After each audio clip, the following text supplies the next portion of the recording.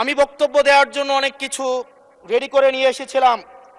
আমরা আইনমন্ত্রী বলেছেন রুশু পড়ার জন্য, তারপরে হচ্ছে হবস পড়ার জন্য, মদিনা সনদ পড়ার জন্য পড়েছিলাম।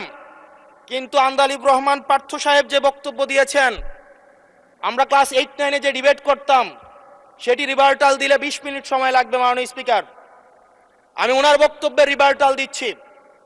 উনি বলেছেন যে আমি কোট করছি, উনি বলেছেন ৭২-এর সংবিধানের কিছু কিছু বিষয়কে ওনারা সম্মান দিয়েছেন। তার মানে কিছু কিছু বিষয়কে ওনারা সম্মান দেয় নাই।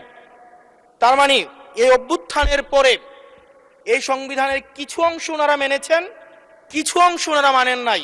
ওনারা কেবল ওই অংশটাই মেনেছেন যে অংশটা ওনাদের পক্ষে গিয়েছে, যে অংশটা ওনাদের বিপক্ষে গিয়েছে এই অংশটা ওনারা মানেন নাই।